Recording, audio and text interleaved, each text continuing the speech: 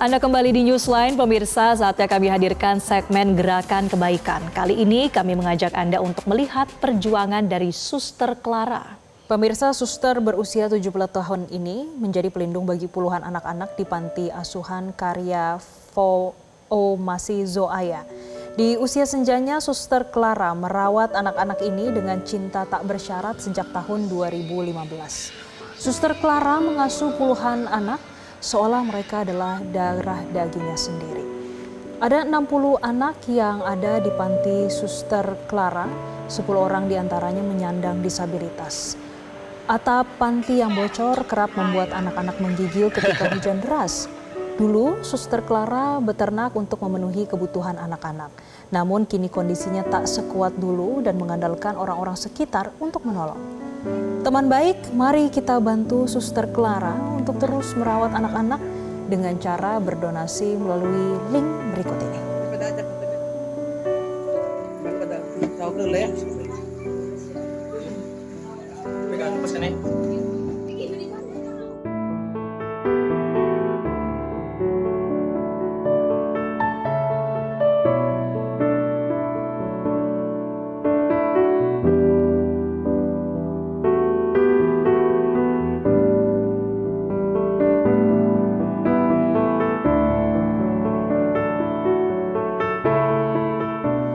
Dan untuk mengetahui lebih lanjut soal perjuangan Suster Clara dalam mengasihi dan juga merawat anak-anak terlantar, saat ini kami akan berbincang dengan Ketua Yayasan Gerakan Kasih Indonesia, Bapak Ferry Yaman. Selamat siang, Pak Ferry Yaman.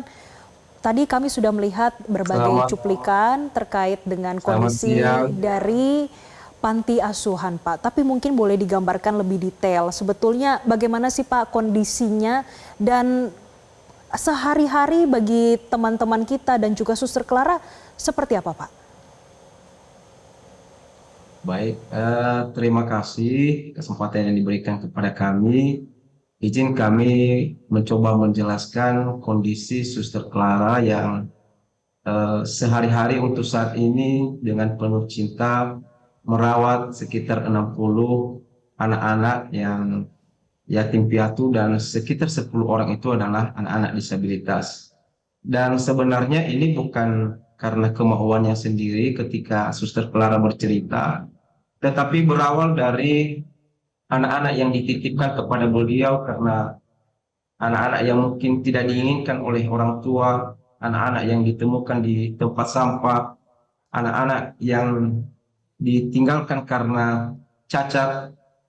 Dijanjikan kepada suster bahwa mereka hanya menitipkan untuk sementara waktu dan dijemput kembali. Tetapi waktu terus berlalu, bahkan tahun demi tahun sampai puluhan tahun, ternyata orang tua yang menitipkan anak tidak pernah kembali lagi untuk menjemput atau melihat anak-anak mereka. Sehingga Suster Clara dengan tidak memiliki donatur tetap, dia tetap berusaha untuk merawat anak-anak itu dengan setulus hati. Dan kondisinya panti asuhan itu masih sistem sewa karena mereka tidak punya panti asuhan sendiri dan itu sering banjir. Kami berkali-kali melihat datang itu banjir dan seringkali banjir mengakibatkan kerusakan terhadap kebutuhan anak-anak panti asuhan. Baik. Nah, Pak Ferry Yaman, kita juga lihat ya bahwa panti asuhan ini namanya adalah Karya Masih Zoaya. Mungkin apakah ada makna tertentu, ada doa tertentu di balik nama ini, Pak? Ya, artinya ini dari Suster Clara Karya Masih Zoaya. Artinya Masih itu artinya cinta. Zoaya itu dalam bahasa Nias, kalau di bahasa Indonesia itu Tuhan. Artinya Suster Clara melakukan ini karena memiliki cinta, karena mencintai Tuhan dan sesama. Jadi Suster Clara ini hatinya penuh dengan cinta yang luar biasa, yang mampu mengurus anak-anak yang tidak ada hubungan darah sama sekali, dan sampai di usianya yang 70 tahun dia tetap berusaha melakukan yang terbaik buat mereka. Karena banyak anak-anak ini adalah anak-anak yang tidak diinginkan oleh orang tua. Ada sebagai akibat karena hubungan gelap, karena cacat, bahkan yang ditemukan di tempat sampah, tetapi Suster Clara mengambil bagian pekerjaannya untuk mengurus orang-orang yang tidak diinginkan itu. Pak Feryaman, saat ini sebetulnya dukungan seperti apa sih yang dibutuhkan untuk Suster Clara? Saat ini dukungan yang paling mereka butuhkan dulu adalah makanan ya, karena mereka ini tidak memiliki donatur tetap, karena panti asuhan ini didirikan sendiri karena merasa terbeban dengan anak-anak yang ditinggalkan begitu saja, dijanji dijemput tetapi tidak pernah dijemput.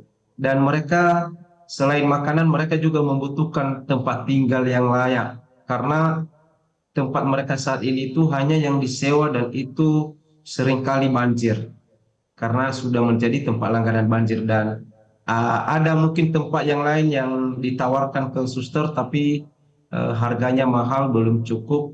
Bahkan saat ini kerinduan Suster Clara, kita juga sedang berusaha membantu kalau boleh memiliki tanah walaupun tidak luas yang bebas dari banjir, sehingga ke depan bisa membangun tempat panti asuhan yang aman untuk anak-anak ini. Jadi mudah-mudahan ke depan ada bapak ibu yang tergerak hatinya untuk boleh membantu Suster Clara ini, boleh membangun panti asuhan yang bebas dari banjir, karena Suster Clara juga sudah berusia 70 tahun. Ya, Pak Ferry, tadi juga dari cerita Anda bahwa anak-anak ini punya latar belakang yang cukup beragam, begitu bagaimana konflik di dalam keluarga mereka sebelumnya. Kira-kira sepanjang mereka diasuh di sana, apa nilai-nilai atau ajaran yang kemudian diberikan bagi anak-anak ini, Pak Ferry?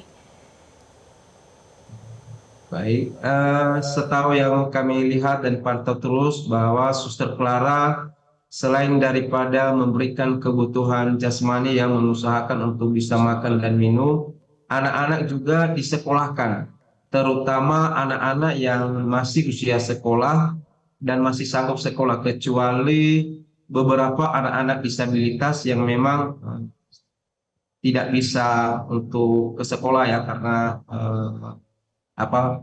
sepertinya ya karena di Nias juga belum ada juga sekolah khusus untuk disabilitas ya.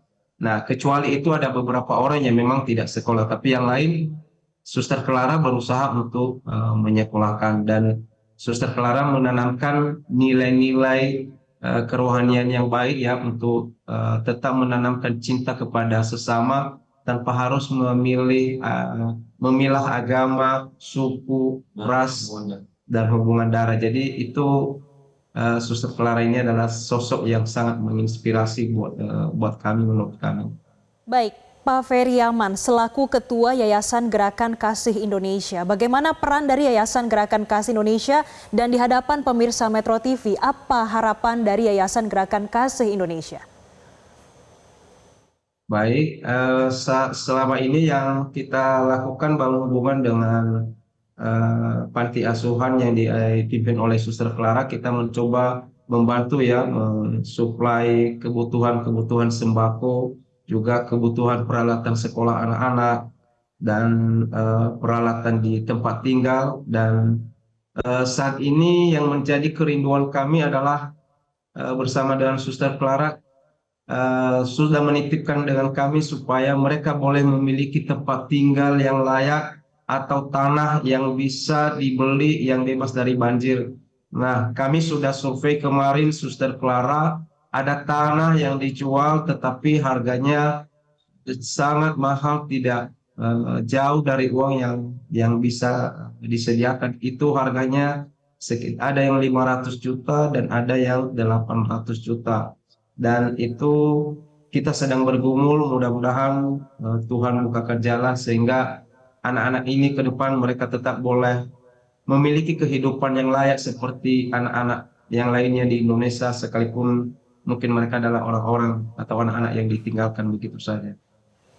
Baik, dengan dialog kita saat ini mudah-mudahan pemirsa Metro TV, teman-teman baik juga bisa turut membantu ya. Salah satu doa terdekatnya ini adalah ingin memiliki tempat begitu ya, lahan yang baru untuk menampung adik-adik di sana. Terima kasih Pak Feryaman dan rekan-rekan Ketua Yayasan Gerakan Kasih Indonesia. Kami titip salam untuk Suster Clara juga ya dan adik-adik semua di sana. Terima kasih Pak Ferry. Jelajahi cara baru mendapatkan informasi. Download Metro TV Extend sekarang.